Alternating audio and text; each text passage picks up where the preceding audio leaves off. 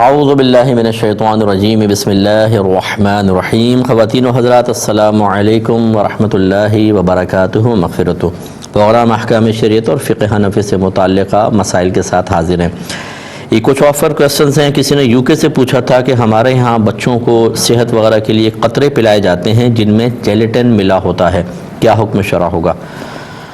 دیکھیں، مسئلہ یہ ہے کہ اگر تو یہ قانونی اعتبار سے آپ کو لازم پلانے ہیں اور ان قطرات کا کوئی اور آلٹرنیٹ نہیں ہے تو پھر تو آپ پلا سکتے ہیں، چاہے وہ جیلیٹن جائز طریقے سے حاصل کیا ہو یعنی حلال جگہ سے، یا حرام جانوروں کا ایک مجبوری کی صورت بنتی ہے کہ وہ قانون کے تحت آتا ہے، اگر آپ مخالفت کریں گے تو آپ کے لیے کوئی فائن وغیرہ ہوگا یا جیل وغیرہ ہو سکتی ہے، تو مجبوری کی صورت بنتی ہے، اس میں تو آپ اس کو پلا سکتے ہیں۔ ہاں، اگر ایسا ہو سکتا ہے کہ تمام مسلم کمیونٹی مل کر وہاں پہ احتجاج کرے اور کوئی درخواست وغیرہ دے، آپ کی اپیل کے اوپر کوئی وہ اپنے قانون کو یا اس چیز کو چینج کر سکتے ہوں، تو پھر اس قسم کی کوشش کرنا آپ پر واجب ہوگا۔ لیکن اگر ایسا نہیں ہے، وہ قطرے پلانا کوئی لازم نہیں، یعنی وہی پلانا لازم نہیں ہے، آلٹرنیٹ دوائیں موجود ہیں، دوسری چیزیں بھی ہیں، تو پھر آپ اس سے احتیاط کریں، کیونکہ اگرچہ کنفرم تو نہیں ہے کہ یہ جیلیٹن حرام جگہ سے ہی حاصل شدہ ہے، لیکن بہرحال احتیاط کا تقاضا یہی ہے کہ جب آلٹرنیٹ موجود ہے، جہاں کوئی شک نہیں ہے تو اس کو استعمال کروائیں۔ امید ہے کہ آپ بات سمجھ گئے ہوں گے۔ یہ کہتے ہیں کہ یہ کبوتر باز لوگ جو ہوتے ہیں، یہ بعض اوقات کبوتروں کی ٹولیاں اڑاتے ہیں اور پھر کبوتر آپس میں مل جاتے ہیں، کسی کے کبوتر کو اتارتے ہیں اور پکڑ لیتے ہیں، تو یہ کبوتر دوسرے کا پکڑ لینا اس طرح کیا شرعی حیثیت رکھتا ہے؟ اور کہتے ہیں کبھی ایسا ہوتا ہے کہ جب کبوتر پکڑ لیتے ہیں تو اس پہ ماشاءاللہ کہتے ہیں، جو ماشاءاللہ ہم نے 4 کبوتر پکڑ لیے، اس پر ماشاءاللہ کہنا کیسا ہے؟ دیکھیں، اس طرح کبوتر کسی کا اتار لینا، پکڑ لینا، بلکہ اگر خود بخود اڑ کر آپ کی چھت پر آ گیا تو بغیر تحقیق کیے کہ کس کا ہے اس کو اپنی ملکیت میں لینے کی نیت سے لے لینا، یہ دونوں گناہ ہوتے ہیں۔ اگر کسی کا آپ اتار لیتے ہیں جان بوجھ کے، سامنے وہ چھت پہ موجود ہے لیکن آپ اپنی ٹیکنیک سے اتار لیتے ہیں، یہ تو ایک ڈاکہ ہے، ڈاکہ کہ آپ سامنے اس کا مال اس کو لے رہے ہیں۔ اور اگر ویسے اڑ کر آ جاتا ہے تو لقطے کے حکم میں ہے کہ اصل مالک کی آپ کو تھوڑی بہت تلاش کرنی پڑے گی۔ اب اگر اس دوسری صورت میں مالک نہ ملے تو پھر آپ غریب ہیں خود رکھ لیں، ورنہ نامعلوم مالک کی طرف سے صدقہ کر دیں۔ لیکن جو یہ باقاعدہ مطلب ٹکڑیاں لڑا کر اور پھر اتارا جاتا ہے اور اپنی ملکیت میں لیا جاتا ہے، یہ حرام اور گناہ کبیرہ ہے اور ڈاکہ ہے۔ یہ موبائل چھیننے والا تو اس کو کیوں گالیاں بکتے ہیں، برا بھلا کہتے ہیں؟ آپ بھی تو بہت بڑے ڈاکو ہیں کہ آپ کسی کا کبوتر اتار رہے ہیں، چاہے اس کو کھیل کود کہہ کر اتار رہے ہیں، غلط ہے۔ اور جب یہ ایک حرام اور گناہ کبیرہ چیز ہو گئی، اس کے اوپر ماشاءاللہ کہنا، ماشاء اللہ کا مطلب ہوتا ہے جو اللہ نے چاہا۔ اس کا مطلب آپ یہ کہنا چاہ رہے ہیں کہ یہ چوری اللہ نے کروائی، ڈاکہ اللہ نے کروائی، اللہ تعالیٰ ایسا چاہتا ہے، تو اللہ تعالیٰ کی طرف سے اس طرح اس کی مشیت کی طرف گناہ کی نسبت کرنا، یہ انسان کو بے ادبی کی وجہ سے دائرہ اسلام سے باہر کروا دے گا۔ اس لیے ایسے جو حضرات ہیں ان کو چاہیے کہ اللہ کی بارگاہ میں توبہ کریں، خدا را ایسے کھیل نہ کھیلیں کہ وقتی طور پہ آپ کو حفظ نفس ہو، آپ گالیاں بکیں اس کے اندر، لیکن گالیاں بکیں، اس طرح حرام کام کریں، یہ مزے آپ کو آخرت میں بہت مہنگے پڑ سکتے ہیں۔ اس سے بہتر ہے کہ سارے اپنے کبوتر بیچ دیں، ختم کر دیں، یہ بہت بہتر ہے۔ اگرچہ یہ مطلب ایک بہت بڑے پہاڑ کی طرح ہے کہ جو کبوتر باز ہوتے ہیں وہ تو سالوں کے اندر اپنے کبوتر بناتے ہیں، ان کو ٹرین کرتے ہیں اور پوری زندگی وقف کر دی ہے۔ بعض تو مجھے ایسے پتہ چلا ہے کہ ان سے میرے استاد ہیں، یہ سفید داڑھی پوری زندگی گزار دیجیے کبوتروں کے اندر، کیا فائدہ وہ اپنے خوار ہو کے آپ نے اتنی پوری زندگی گزار دی، اب آخرت میں کہ کبوتر تو نہیں بچائیں گے نا۔ تو اس لیے سمجھانا یہ مقصود ہے بہرحال کہ اگر کوئی کبوتر اڑاتا بھی ہے تو یہ بھی صحیح نہیں ہوتا، چھتوں پہ بے پردگی وغیرہ، لیکن اس طرح غصب کر لینا، اس پہ ماشاءاللہ کہنا، یہ بہت ہی خطرناک ہے۔ اللہ کی بارگاہ میں توبہ کر لیں، یہی بہتر ہے۔ ایک یہ کہتے ہیں کہ والدین، یہ پچھلی دفعہ کا یہ کویسچن تھا، 1-2 کویسچن رہ گئے تھے پچھلے پروگرام کے ہیں یہ، کہ والدین کا خیال نہ رکھنے والی اولاد سے کیا قطع تعلق کر سکتے ہیں؟ دیکھیں، ایک بات تو اچھی طرح یاد رکھیں کہ جب بچوں کی شادیاں ہو جائیں، والدین اگر محتاج ہوں، محتاج ہونے کا مطلب ان کو رہائش چاہیے، لباس چاہیے، کھانا پینا، اور آج کل کے تقاضے کے اعتبار سے علاج معالجہ بھی ہمیں شامل کرنا چاہیے، تو یاد رکھیں جتنی بھی اولادیں سب پر ان والدین کی کفالت برابر ڈیوائیڈ ہوگی۔ یعنی بعض اوقات ہم جو بیٹے کے ساتھ، جس بیٹے کے ساتھ ماں باپ ہم سمجھتے ہیں یہی کرے گا، یا لڑکے کریں گے لڑکیاں نہیں، ایسا نہیں ہے۔ ہر ایک اولاد کے اوپر، مثلا 3 بیٹے ہیں 3 بیٹیاں، تو سب کو برابر کنٹریبیوشن کرنی ہوگی اور اپنے ماں باپ کی کفالت کرنی ہوگی۔ اب فرض کر لیں یہ کہتے ہیں کہ اگر اولاد نہیں خیال کر رہی تو کیا اس بنا پر ہم قطع تعلق کر سکتے ہیں؟ تو دیکھیں قطع تعلق تو نہیں کر سکتے، لیکن اگر اولاد ایسی ہے کہ والدین کا خیال نہیں کرے اور آپ یہ سمجھتے ہیں کہ ہمارے تھوڑے بہت اظہار ناراضگی سے یہ اپنے ماں باپ کے خیال کرنے کی طرف آ جائیں گے، اور اگر ہم اس طرح نہ کریں تو یہ بے پرواہ رہیں گے اور اپنے والدین کا خیال نہ کرنے کی بنا پر آخرت میں قابل گرفت ہو کر ندامت، شرمندگی، رسوائی اور ذلت کا سامنا کریں گے، تو چلیں ہم ان کو ذلت سے بچا لیں، تو یہ ایک حکمت ہوگی۔ اب اس طرح تھوڑا بہت اظہار ناراضگی کرنے میں کوئی حرج نہیں ہے، لیکن مکمل قطع تعلق کر لینا یہ اس کی اجازت نہیں ہوگی۔ کوشش کریں ان بچوں کو سمجھائیں کہ کتنا کھا لو گے اور کب تک کھا لو گے، جو اپنے ماں باپ کے ساتھ کر رہے ہو ذہن میں رکھیں آپ کی اولاد آپ کے ساتھ ایسا کرے گی اور ہو سکتا ہے اس سے کہیں زیادہ برا کرے، اس لیے اپنے ماں باپ کا خیال کریں، انہیں پیار محبت دیں، ان کی خدمت کریں، تو آپ کی اولاد یہ سب دیکھ رہی ہوگی۔ اللہ تبارک و تعالیٰ آپ میں اگر اخلاص ہوا، اس اخلاص کی برکت سے آپ کی اولاد کو توفیق دے گا، وہ انشاءاللہ آپ کی خدمت کرے گی۔ ایک کالر ہمارے ساتھ ہیں۔ السلام علیکم۔ السلام علیکم ورحمۃ اللہ۔ وعلیکم السلام۔ جی مجھ سے میرا پہلا کوشچن یہ ہے کہ اگر نجاست کی کچھ مقدار لباس پر لگی ہو اور کچھ مقدار جسم پر لگی ہو اور دونوں کا مجموعہ ایک درہم کے برابر یا ایک درہم سے زیادہ ہو لیکن کسی جگہ ایک درہم کے برابر نہ ہو کسی ایک جگہ، تو پھر اس صورت میں نماز پڑھنے کا کیا حکم ہوگا؟ اور بولیں۔ اگر کوئی شخص سود یا رشوت کی رقم بغیر ثواب کی نیت سے دینا چاہے تو کیا وہ اس سے چیزیں بھی خرید کر دے سکتا ہے یا رقم ہی دینا ہوگی؟ اور یہ بھی بتا دیں کہ نابالغ بچے کو بھی دے سکتے ہیں؟ اور لاسٹ کوشچن ہے کہ اگر فرض کی دوسری رکعت کسی نے بھول کر بیٹھ کر پڑھ لی اور پڑھنے کے بعد یاد آیا تو کیا نماز کو درست کرنے کا طریقہ بتا دیں؟ دوبارہ بتائیے دوسرا کویشچن۔ یہ سود والا نہیں، اس کے بعد والا لاسٹ۔ جو فرض کی جو دوسری رکعت ہے نا، فرض کی دوسری رکعت کسی نے بھول کر بیٹھ کر پڑھ لی، اچھا، اور پڑھنے کے بعد یاد آیا تو کیا نماز کے اندر نماز کو درست کرنے کا کوئی طریقہ ہے؟ چلے میں بتاتا ہوں انشاءاللہ۔ ایک کویشچن ہم سے یہ ہوا تھا کہ بالغ بچہ جب ہو جاتا ہے تو کیا اس کی شادی کرنا والدین پہ فرض ہوتا ہے؟ اور اگر باپ اپنی اولاد سے ناراض ہو تو کیا اپنی اولاد کو جائیداد سے محروم کر سکتا ہے یا نہیں؟ دیکھیں، اولاد کی شادی کرنا، یہ مطلب شادی کرنا یعنی اس معنی میں کہ لڑکی کا تلاش کرنا، یہ لڑکی ہے تو اس کے لیے لڑکا تلاش کرنا صحیح، یہ تو ہے کہ والدین کریں گے اس کو، لیکن اس کا پورا خرچہ کرنا اور دنیا کے تمام تقاضے پورے کرنا یہ ماں باپ پہ واجب نہیں ہے۔ ایک واجبی جو خرچہ ہوتا ہے تھوڑا بہت، کہ مطلب لباس ہیں، آنے جانے کا خرچہ ہے، کچھ مہمانوں کو کھانا کھلانے کا، یہ تو ٹھیک ہے، لیکن جو ہمارے یہاں ریکوائرمنٹ بن گئی ہے بہت زیادہ کہ پوری بارات ہونی چاہیے، گاڑی ہونی چاہیے اور اتنے قسم کے کھانے، اور پھر یہ جو عورتوں کے چکر چلتے ہیں کہ یہ جہیز میں یہ ہونا چاہیے اور بری میں یہ ہونا چاہیے، یہ تمام چیزیں والدین پر واجب نہیں ہوتی ہیں۔ اگر کرنا چاہیں تو بہت اچھا ہے، اگر نہیں کرنا چاہتے، افورڈ نہیں کر سکتے، تو اولاد کبھی یہ نہیں کہہ سکتی کہ آپ نے ہمارے حق میں کوتاہی کی ہے، یا کوئی شخص ان کو یوں نہیں کہہ سکتا کہ اب چونکہ آپ نے صحیح طرح شادی نہیں کی تو میدان محشر میں آپ جواب دہ ہوں گے، ایسا نہیں ہوتا ہے۔ تو امید ہے کہ آپ بات سمجھ گئے ہوں گے۔ اور دوسرا جو ہے یہ اچھی طرح یاد رکھیں کہ اگر اولاد کتنی بھی نافرمان کیوں نہ ہو، ماں باپ اپنی اولاد سے کتنا ہی ناراض کیوں نہ ہو، اگر والد صاحب کوئی جائیداد چھوڑ کے مریں گے تو بہرحال اس کو حصہ ملے گا، کیونکہ شریعت نے اولاد کو وراثت میں حصے دار بنایا تو اس کی کوئی کنڈیشن بیان نہیں فرمائی کہ نافرمان ہوگا تو نہیں ملیں گے اور فرمانبردار اولاد ہوگی تو اس کو ملے گا، ایسا نہیں ہے۔ تو جب نہیں ہے تو ہم بھی اپنے پاس سے قید نہیں لگا سکتے۔ ہاں، اگر کوئی باپ یہ سمجھتا ہے کہ اگر میں اولاد کے لیے چھوڑ کے چلا گیا تو یہ ایسا ناہنجار ہے کہ اس کو گندے اور غلیظ کاموں میں لگائے گا، ڈرگز وغیرہ کے اندر، جوئے کے اندر خرچ کر دے گا، تو اس کے لیے طریقہ کار یہ ہے کہ وہ اپنی زندگی میں ہی وہ اپنی تمام پراپرٹیز وغیرہ کسی کے نام کر کے اس کو قبضہ دے دیں۔ تو ان کی ملکیت سے نکل کر اس کے پاس چلی جائے گی، قبضہ دینا ضروری ہے کہ تصرف آپ بیچیں، ہبہ کریں، تحفتاً دیں، کرائے پہ چھڑائیں، پورا اختیار بھی دے دیں، تو اس شخص کی ملکیت سے وہ چیز نکل جائے گی اور اب وہ وارث نہیں بنے گا۔ لیکن اگر اپنے پاس رکھا اور وصیتیں کرتے رہے میرے مرنے کے بعد اس کو نہ دینا، سارا ان کو دے دینا، آپ کی وصیت کا کوئی اعتبار نہیں، وہ وارث بنے گا۔ ایک کالر ہمارے ساتھ ہیں۔ السلام علیکم۔ وعلیکم السلام۔ جی کچھ شرعی سوالات پوچھنے ہیں۔ پہلا یہ کہ اگر شوہر غصے کی حالت میں کہے کہ میرا تم سے کوئی تعلق نہیں، تو کیا اس سے طلاق واقع ہوگی یا نہیں؟ اور دوسرا سوال یہ کہ کیا اگر وفات کی عدت چل رہی ہو تو عورت دوران عدت ٹی وی وغیرہ دیکھ سکتی ہے یا اسی طرح موبائل میں سوشل میڈیا وغیرہ یوز کر سکتی ہے یا نہیں کر سکتی؟ اور ٹھیک ہے. تیسرا سوال یہ ہے کہ جو مرد پر نفقہ لازم ہے اپنی بیوی کا، تو اس میں اگر بیوی پڑھائی وغیرہ کر رہی ہے، دینی تعلیم یا دنیاوی تعلیم، تو اس کی فیس وغیرہ اور دیگر اخراجات جو اس سے متعلق ہوتے ہیں وہ اس پہ لازم ہوں گے یا نہیں ہوں گے؟ اور چوتھا سوال یہ ہے کہ اگر کسی بہن کو جنوری میں فار ایگزامپل 7 دن خون آیا حیض کے، اور فروری اور مارچ میں 12 دن آیا، تو اب اس صورت میں کتنے دن حیض شمار ہوں گے اور کتنے دن استحاضہ کے ہوں گے؟ ٹھیک ہے، میں عرض کرتا ہوں. وعلیکم السلام ورحمۃ اللہ.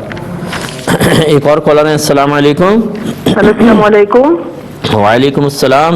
مفتی صاحب 3 سوال ہے. پہلا سوال یہ ہے کہ کسی حکم الہی کے بارے میں ایسا کہنا کیسا ہے کہ اس پر کون قادر ہے جو اس کو بجائے؟ ایسا کہنے والے کے بارے میں کیا حکم ہوگا؟ کون قادر ہے کہ اس کو پورا کر سکے؟ یوں؟ ہاں جی. ٹھیک ہے. اور دوسرا سوال یہ ہے کہ میت کا قد جو ہے کافی طویل تھا، ان کی تین کے بعد نا درمیان میں نا سینٹر میں چھوٹا سا علامتی نشان قبر کا بنا دیا گیا، تو لوگ سہانے اور قدموں کی طرف نا اوپر چڑھ جاتے ہیں، ان کو پتہ نہیں ہے نیچے قبر کا. تو اس طرح سے کرنا کہتا ہے، کیا اوپر پاؤں رکھنے والا گناہگار ہوگا؟ ٹھیک ہے. اور لاسٹ کوشچن یہ ہے کہ نماز جنازہ پڑھاتے وقت امام صاحب ایک طرف سلام پھیرے، مقتدی 2 طرف پھیرے، یا ان کو بھی ایک ہی طرف پھیرنا چاہیے؟ اس حوالے سے رہنمائی فرمائیے گا. یہ جنازے کی بول رہی ہیں؟ ہاں جی، نماز جنازہ پڑھاتے وقت. ٹھیک ہے. اور میں عرض کرتا ہوں ایک مختصر سا بریک لیں گے، ہمیں یقین ہے آپ ہمارے ساتھ ہی رہیں گے. بسم اللہ الرحمن الرحیم. ایک آفر کویسچن یہ کیا تھا کہ اگر کوئی لڑکا کسی اہل کتاب عورت سے نکاح کرتا ہے، یہودن سے یا عیسائی عورت سے، اور مسلمان اس کو نہیں کرتا، نکاح کر لیا، تو کیا یہ عورت ان تمام حقوق کی مستحق ہوگی جیسی ایک مسلمان عورت ہوتی ہے؟ دیکھیں، پہلی بات تو یہ کہ فی زمانہ چونکہ یہود ہوں یا نصارہ ہوں، وہ اپنے اصل مذہب سے بہت زیادہ دور ہو چکے ہیں. جب ایک مسلمان اپنا دین نہیں سیکھتا، حالانکہ ہمارے پاس قرآن موجود ہے، حدیثیں موجود ہیں، فقہ موجود ہے، اور ہمارے نبی کریم صلی اللہ علیہ وسلم کی سیرت پاک کو مکمل محفوظ کیا گیا ہے، آپ کے اخلاقیات، اسوہ حسنہ سب جمع ہیں. اس کے باوجود ایک مسلمان کو کھڑا کر کے آپ کویسچن کر لیں کہ اسلام کیا ہوتا ہے، اللہ تعالیٰ کی تعریف بتائیں، تقلید کسے کہتے ہیں، بیسکس کے بارے میں کویسچن کریں، اس کو نہیں پتہ. دین اتنا مکمل، اسے نہیں پتہ. تو جہاں دین ہی ناقص رہا، وہ شریعت محفوظ نہ رہ سکیں، اس کا جو حامل شخص ہوگا یا اس سے متعلق شخص ہوگا، اس کا آپ عالم سوچ لیجئے کہ اس کے عقائد وغیرہ کا کیا عالم ہوگا. صرف اپنی نفسانی خواہش پوری کرنے کے لیے اپنی آنے والی نسلوں کو خطرے میں ڈالنا، اور اس طرح مطلب ہے کہ اپنے ایمان کو خطرے میں ڈال لینا بعض اوقات، یہ قطعاً غیر مناسب ہوتا ہے. اسی لیے اس قسم کے آج کل کے دور میں ایسے نکاح کو مکروہ تحریمی علماء نے قرار دیا ہے.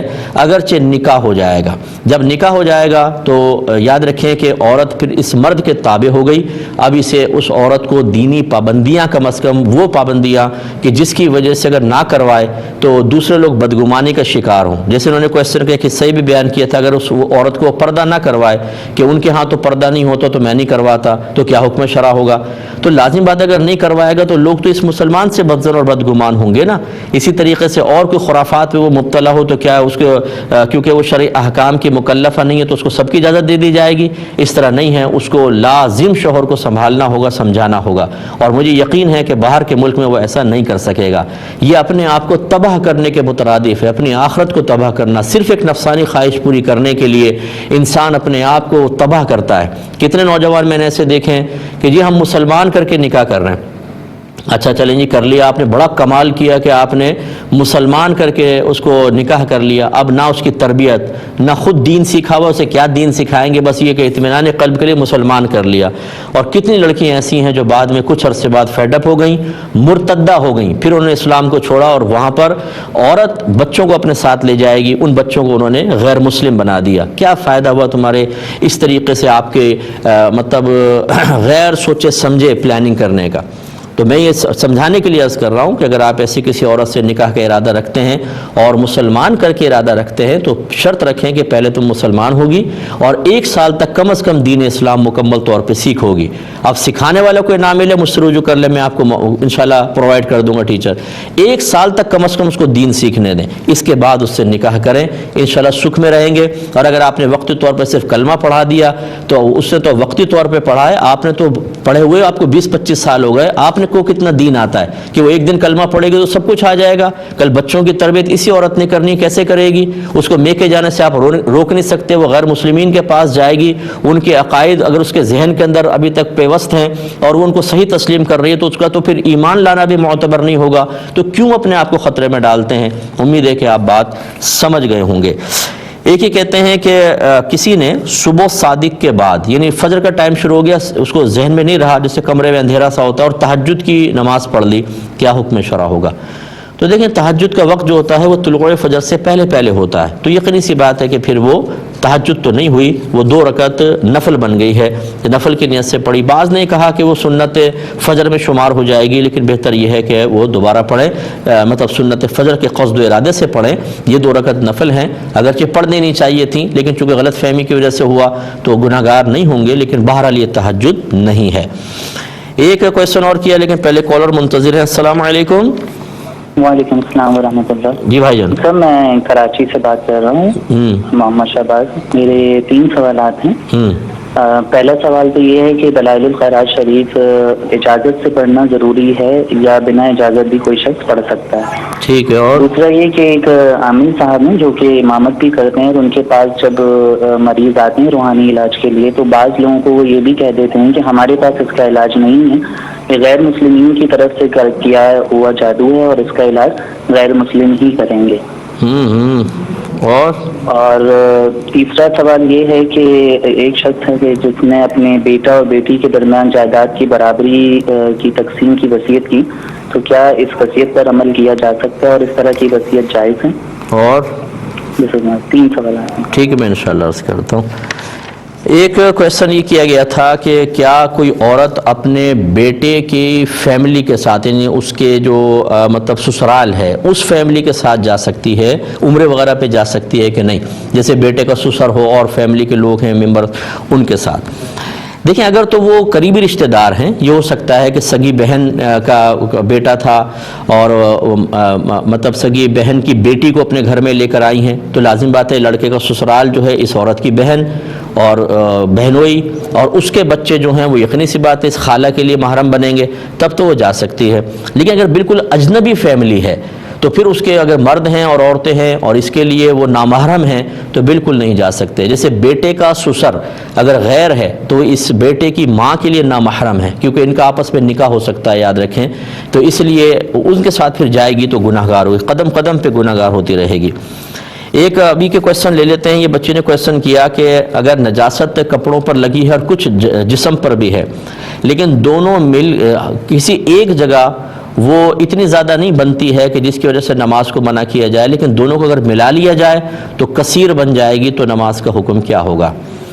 دیکھیں جب متفرق مقام پہ نجاست ہو، چاہے وہ جسم اور کپڑا ہو یا کپڑے پر ہی جیسے پیشاب کیا بہت ساری چھینٹیں مختلف جگہ پر آ گئیں، تو وہ اندازہ کیا جاتا ہے، گمان کیا جاتا ہے کہ اگر ان سب کو ملا لیا جائے تو کم از کم 1 درہم کے برابر بنتی ہے کہ نہیں. 1 درہم جو بہتی نجاست ہوتی ہے اس میں جیسے ہتھیلی پہ آپ پانی ڈالیں جب ٹپکنے لگے تو رک جائے، اب جتنا ہی ہتھیلی میں نظر آ رہا ہے اس کو 1 درہم کہتے ہیں شرعی اعتبار سے. تو اگر آپ گمان کے مطابق اس کو ملائیں تو اس سے زیادہ ہو جائے تو نماز شروع ہی نہیں ہوگی، اس کے برابر ہے تو نماز ہو جائے گی لیکن مکروہ تحریمی ہے اور لوٹانا واجب، اور اس سے اگر کم ہے تو نماز خلاف سنت ہوگی، ہو جائے گی. لیکن ایک مومن کو چاہیے کہ اگر اس کو پہلے پتہ چل جائے تو بہرحال اپنے آپ کو پاک کر کے ہی نماز پڑھے، خطرہ بھی کیوں لگا ہو. تو اس کو بس غور کر لیجئے. چنانچہ دونوں کو ملائیں گے، جسم پہ جو لگی ہے اس کو بھی اور کپڑے پہ کے بھی، اور پھر درہم کے اعتبار سے اس کا فیصلہ کیا جائے گا. یہ کہتے ہیں کہ جیسے بعض اوقات غلطی سے یا ویسی سود کی رقم لے لی، اب اس کو وہ بغیر ثواب کی نیت کے صدقہ کرنا چاہتا ہے تو کیا کسی نابالغ کو دے سکتا ہے؟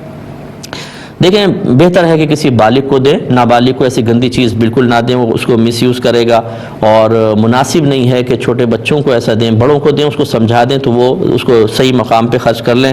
نابالغ بچے کو دے گا ہو تو جائے گا صدقہ لیکن بہتر نہیں ہے میرے مشورے کے مطابق.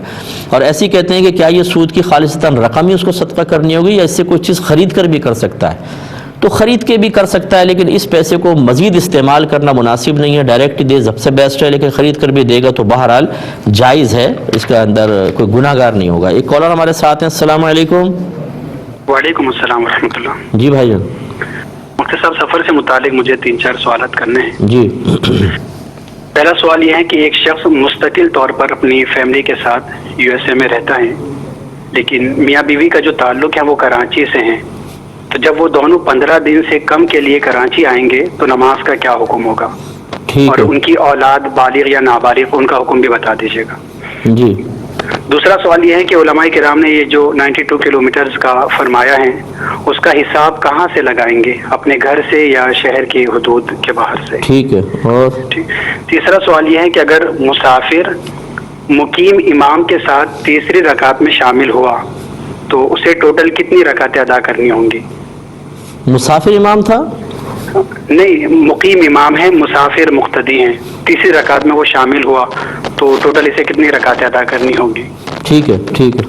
اور آخری سوال یہ ہے کہ یہ جو اقامت کے لیے 15 دن کی نیت کا کہا جاتا ہے، تو 15 دن کس طرح کاؤنٹ کیے جائیں گے؟ یعنی اگر کوئی شخص عصر کے وقت پہنچا اور 15 دن کی نیت کرتا ہے، یا مغرب کے بعد پہنچا اور 15 دن کی نیت کرتا ہے، اس کے 15 دن کب مکمل مانے جائیں گے؟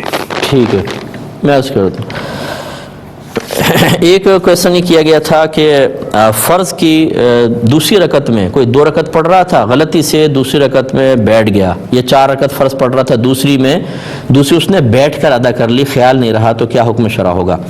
لیکن چونکہ قیام فرض ہے تو لہٰذا ترک فرض ہوا، اور ترک فرض پر تو نماز ہی نہیں ہوتی، اس پہ سجدہ صاحب سے تدارک نہیں ہو سکتا ہے، لہٰذا اس نے اگر سلام پھیر لیا دوبارہ اس نماز کو ادا کرے گا. اور اگر فرض کریں پوری بیٹھ کے پڑھ دی، پھر اس کو یاد آیا کہ ہوئے تو میں نے بیٹھ کے پڑھ دی، تو کھڑے ہو کر دوبارہ اس کو پڑھے گا اور آخر میں سجدہ صحو کرے. ایک انہوں نے کہا کہ کسی نے غصے میں زوجہ سے کہا کہ تیرا میرا کوئی تعلق نہیں ہے، تو کیا طلاق ہوگی کہ نہیں ہوگی؟ دیکھیں یہ کنایا کے الفاظ ہیں، اگر مطلب غصے میں وہ کہہ دیتا ہے تو پھر اس سے نیت معلوم کرنی چاہیے کہ آپ نے کس نیت کے ساتھ اس کو کہا. اگر وہ قسم کھا کر کہہ دیتا ہے کہ میری طلاق کی نیت نہیں تھی تو نہیں ہوگا، اور اگر قسم کھا کے کہتا ہے کہ طلاق کی نیت تھی، یعنی اقرار کر لیتا ہے، تو پھر چاہے قسم کے ساتھ ہو یا بغیر قسم کے، بہرحال پھر طلاق واقع ہوگی. تو اگر انکار کرتا ہے تو پھر طلاق واقع نہیں ہوگی. اور اس قسم کے الفاظ میں اگر اس سے کہا جائے کہ آپ قسم کھائیں کہ آپ کا طلاق کا ارادہ نہیں تھا، اور وہ قسم کھانے سے انکار کر دے کہ میں تو نہیں کھاتا ہوں قسم، اس صورت میں بھی طلاق واقع ہو جائے گی. تو 2 صورتوں میں گویا کہ طلاق واقع ہوگی، ایک تو یہ کہ اقرار کر لے کہ ہاں میری نیت طلاق کی تھی، یا دوسرا اس کو قسم کھانے کا کہا اور قسم نہیں کھاتا تب بھی طلاق کا وقوع مانیں گے. صرف ایک صورت میں طلاق نہیں ہوگی، اور وہ یہ ہے کہ وہ قسم کھا کر کہہ دے کہ میرا ارادہ بالکل طلاق دینے کا نہیں تھا. ایک انہوں نے کہا کہ اگر کوئی عورت وفات کی عدت میں ہے تو کیا یوٹیوب وغیرہ، فیس بک اور اس طرح یوز کر سکتی ہے اور ٹی وی وغیرہ دیکھ سکتی ہے کہ نہیں؟ تو بالکل یہ چیزیں، اس میں کوئی مسئلہ نہیں ہے. عورت گھر کے اندر رہ کر اور وہ اس طرح کے امور، اس طرح سے ایکٹیویٹیز میں حصہ لے سکتی ہے، اس سے کوئی فرق نہیں پڑتا.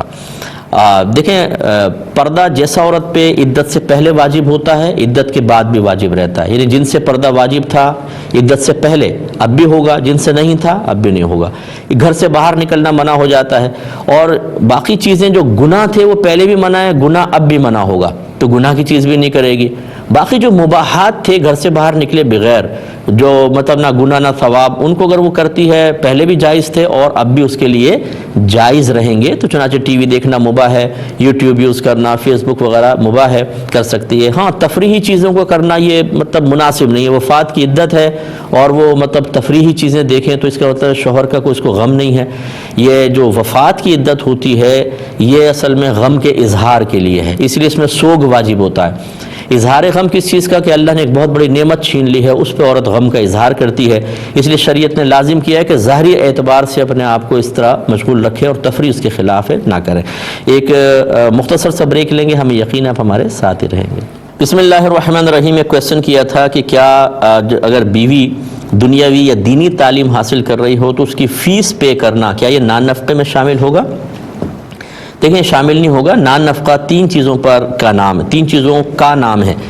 ایک رہائش، دوسرا لباس، تیسرا کھانا پینا. اگر شوہر زوجہ کو یہ پرووائڈ کر دیتا ہے تو وہ نان نفقہ دینے والا کہلائے گا. آج کل کے دور کے اعتبار سے اگر بیوی کمانے والی نہیں ہے، ہاؤس وائف ہے، کوئی اس کے اور ذرائع آمدنی نہیں ہے، تو علاج معالجہ بھی شوہر کو کرانا چاہیے، لیکن اس کی تعلیم کی ذمہ داری شوہر کی نہیں ہے. یعنی میں اس اعتبار سے کہہ رہا ہوں کہ واجب نہیں ہے. اگر نہ کرائے تو گناہگار نہیں ہوگا. اگر افورڈ کر سکتا ہے تو بہت اچھی بات ہے. عورت کو مطلب پردے میں رکھ کر دینی تعلیم اور دنیاوی تعلیم سے فیضیاب کرانا تاکہ بچوں کے لیے بھی ایک اچھی کامل ماں تیار ہو، اس میں کوئی حرج نہیں ہے. لیکن بہرحال اس کی فی پے کرنا واجب نہیں ہے، دے گا تو ثواب ملے گا. یہ کہتے ہیں کہ اگر کسی کو حیض آیا، جنوری کے اندر 7 دن آیا لیکن فروری مارچ میں 12 دن آیا تو کیا حکم شرع ہوگا؟ دیکھیں اصل میں تو جنوری فروری مارچ کا اعتبار نہیں کرنا چاہیے، مذہبی جو اسلامک منتھس ہوتے ہیں ان کا اعتبار کریں. تو بہرحال اگر ایک مہینے 7 دن حیض آیا، نیکسٹ منتھ پھر 7 دن کو کراس کر کے 10 کو بھی کراس کر کے 12 تک پہنچا 12 دن، تو یہ اچھی طرح یاد رکھیں کہ اگر ایک عورت کی عادت معروف ہے کہ ہر مہینے 7 دن آتا ہے اور کسی مہینے وہ 7 دن کیا 10 دن کراس کر جائے تو پھر ہم یہ کہیں گے اس کو عادت معروفہ پر لوٹائیں گے. عادت معروفہ پر لوٹانے کا مطلب یہ ہے کہ جو پہلے مہینے عادت تھی کہ 7 مہینے کے، تو 7 دن حیض کے شمار ہوں گے اور باقی سارے دن بیماری کے خون کے شمار ہوں گے، جس کو استحاضہ کہتے ہیں. اب یقینی سی بات ہے اگلے منتھ جب عورت کو 8ویں دن بھی خون آیا، وہ تو سمجھو کہ 7ویں میں پاک ہو گئی، غسل کی نماز شروع کر دی، لیکن 8ویں دن بھی آ گیا تو یہ گناہگار نہیں ہوگی، کیونکہ اس کو تو یقین تھا کہ 7 دن کے بعد حیض بند ہوتا ہے، اب اچانک آ گیا تو گناہگار نہیں ہوگی.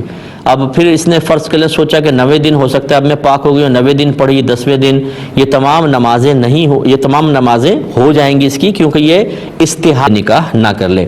یہ کہتے ہیں کہ امام صاحب نماز جنازہ پڑھا رہے تھے، ایک طرف سلام پھیرا بس، دوسری طرف نہیں پھیرا، مقتدی کیا کرے؟ دیکھیں مقتدی اس میں دوسری طرف سلام پھیر لے، کوئی مسئلہ نہیں. اگر امام صاحب بھول گئے، مقتدی سلام پھیر کے اور پھر دعا وغیرہ میں شامل ہو جائے. اس میں یہ نہیں ہوگا کہ جی امام صاحب نے اگر ایک سلام چھوڑ دیا ہے تو مقتدی پر اس کی پیروی کرنا واجب ہے، تو وہ اپنی سنت کو پوری کریں، دوسرا سلام پھیر لیں. ایک ہی کہتے ہیں کہ دلائل الخیرات شریف پڑھنا اجازت سے پڑھنا ضروری ہے یا بغیر اجازت بھی پڑھ سکتے ہیں؟ دیکھیں جو چیز قرآن و حدیث جس کے بارے میں حکم نہیں بیان فرما رہی، اس میں مطلب ہم اپنے پاس سے قیودات کو لگائیں، یہ کوئی ضروری چیز نہیں ہوتی ہے. کہیں حدیث میں نہیں ہے، قرآن میں نہیں ہے کہ دلائل الخیرات کو پڑھیں. جب یہ پڑھنا لازم قرار نہیں دیا تو اب اس کا مطلب یہ ہے کہ اگر یہ بزرگوں سے کوئی چیز ثابت ہے تو آپ اس کو پڑھنا چاہیں ٹھیک ہے، نہیں پڑھنا چاہیں نہیں ٹھیک ہے. اور چونکہ اجازت کے بارے میں بھی شریعت خاموش ہے تو بغیر اجازت بھی پڑھیں گے تو انشاءاللہ برکات حاصل ہوں گی، بالکل ہوں گی. کوئی جو اس کا کہے کہ نہیں بغیر اجازت برکت ہی حاصل نہیں ہو سکتی، وہ آ کے ثابت کر کے بتائے، برکت ضرور حاصل ہوگی. ہاں یہ ضرور ہے کہ اگر آپ کسی بزرگ سے اجازت لے کر پڑھتے ہیں تو اس کے کچھ اور اثرات ہو سکتے ہیں، لیکن بہرحال یہ کہنا کہ بغیر اجازت پڑھنا نہیں چاہیے یا بغیر اجازت پڑھیں گے تو برکات حاصل نہیں ہوں گی، یہ قطعاً غیر مناسب چیز ہے. ایک یہ کہتے ہیں کہ ایک عامل صاحب ہیں، امامت بھی کرتے ہیں، جب ان کے پاس کوئی پہنچتا ہے تو بعض اوقات وہ یوں کہہ دیتے ہیں بھئی اس کا علاج ہم نہیں کر سکتے، اس پر کسی غیر مسلم نے جادو کروایا ہے اور اس کا توڑ غیر مسلم ہی کرے گا، کیا حکم شرع ہوگا؟ دیکھیں ایسا شخص جو ہے وہ بہرحال امامت کے تو قابل نہیں ہے تو کنفرم ہے، اور اس کا ایمان بھی شدید خطرے میں ہے، کیونکہ یہ تو اس نے بڑی عجیب و غریب بات کر دی کہ غیر مسلم نے جادو کروایا ہے اور مسلمان عاجز ہیں، غیر مسلم سے علاج کرواؤ. ہمارا مذہب، ہماری قرآنی تعلیم کسی چیز سے عاجز نہیں ہے، پوری کائنات تابع ہے، یہ غالب ہیں. لہٰذا اپنی کوتاہی اور نکمے پن کو چھپانے کے لیے مذہب کو بدنام کرنا یہ قطعاً غیر مناسب ہے. اور غیر مسلم کی طرف بھیجنے کا خطرہ یہ ہے کہ غیر مسلم کون سا قرآن حدیث سے کرے گا، وہ کلمات کفر اور شرک استعمال کرے گا. تو گویا کہ لوگوں کو ایک شرک کی طرف مائل کرنا، غلط چیز کی طرف مائل کرنا، اگرچہ کنفرم نہیں کرے گا لیکن بہرحال کرتے ہیں اور گندگیاں استعمال کرتے ہیں. اتنا بھولا بھی نہیں ہوگا کہ اس کو سب پتہ ہوگا، عاملوں کو بہت کچھ پتہ ہوتا ہے. لہٰذا جو جانے والے ہیں انہیں بھی تجدید ایمان، تجدید نکاح کا ہم حکم دیتے ہیں تو بھیجنے والے کا بھی یہ حکم ہوگا. اس لیے ہم نے کہا کہ یہ شخص اس قابل نہیں ہے کہ اس کی امامت کے پیچھے نماز پڑھیں، اس کو امام بنائیں. ایسے شخص کو اعلانیہ توبہ کروائی جائے اور آئندہ وہ اس پر توبہ کرے کہ کسی غیر مسلم کے پاس لوگوں کو نہیں بھیجے گا تو ٹھیک، ورنہ اس کو وہاں سے نکال دیا جائے. ایک کہتے ہیں کہ اگر کوئی شخص یوں وصیت کرے کہ جب میں مروں تو میری تمام جائیداد بیٹا اور بیٹی میں برابر تقسیم کر دی جائے تو کیا حکم شرع ہوگا؟ دیکھیں اصلاً تو یاد رکھیں کہ ہماری شریعت وارث کے لیے وصیت کا اعتبار نہیں کرتی ہے. اصلاً یہی ہے، تو یہ اس کی وصیت قابل قبول نہیں ہوگی، جیسے شریعت نے کہا ہے ویسے ہی تقسیم ہونے چاہیے۔ لیکن ایک حدیث میں یہ بھی ہے کہ اگر دیگر ورثاء راضی ہو جائیں تو ٹھیک ہے، تو اگر دیگر بیٹے راضی ہو جائیں کہ ٹھیک ہے ہماری بہن کو پورا حصہ ہی دے دیں تو کوئی حرج نہیں ہے، پھر یہ کر سکتے ہیں۔ لیکن اگر ایک بھی وارث کہتا ہے کہ نہیں میں راضی نہیں ہوں اس وصیت کے اوپر، تو پھر وہی شرعی طریقے سے یہ تقسیم کرنی چاہیے کہ لڑکے کو 2 حصہ اور لڑکی کو 1 حصہ، یا دیگر ورثاء جو راضی نہیں ہے وہ اپنا پورا حصہ لے کے چلا جائے، جو راضی ہیں وہ اپنے حصے میں سے بہنوں کو زیادہ دے دیں تو ٹھیک ہے، اس طرح کر سکتے ہیں۔ لیکن یہ بالکل نہیں ہوگا کہ چاہے کوئی راضی ہو یا نہ ہو ابا جان کی وصیت جو ہے تمام ورثاء کے اندر جاری ہوگی اور سب کو برابر برابر ملے گا، ایسا نہیں ہوتا ہے۔ ایک شخص یہ کہتے ہیں کہ کوئی شخص ہے وہ دبئی سے تعلق رکھتا ہے، جب کراچی آتا ہے تو اگر وہ 15 میاں بیوی دونوں سے کراچی سے تعلق رکھتے ہیں، 15 دن سے کم ٹھہرنے کی نیت سے آئیں تو کیا حکم شرع ہوگا؟ دیکھیں اگر تو ان کا آبائی گھر کراچی میں ہے، تعلق ہونے کا الگ چیز ہے، آبائی گھر اگر کراچی میں ہے موجود ہے تو یہ ان کا وطن اصلی ہے، اگر وہ 1 دن کے لیے بھی آئیں گے تو پوری نماز پڑھیں گے۔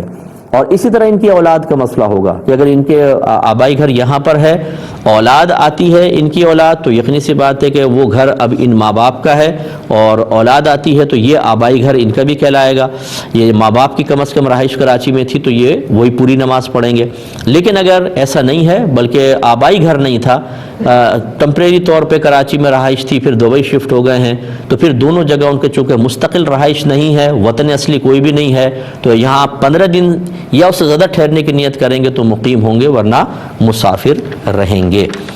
اب چونکہ ہمارے پروگرام کے وقت تقریباً ختم ہو رہا ہے تو انشاءاللہ بقیہ جو کویسچنز رہ گئے ہیں نیکسٹ پروگرام میں اس کے جواب دیے جائیں گے۔ اس وقت تک کے لیے ہمارے اپنے میزبان کو، ہماری کیو ٹی وی کی پوری ٹیم کو اجازت مرحمت فرمائیں۔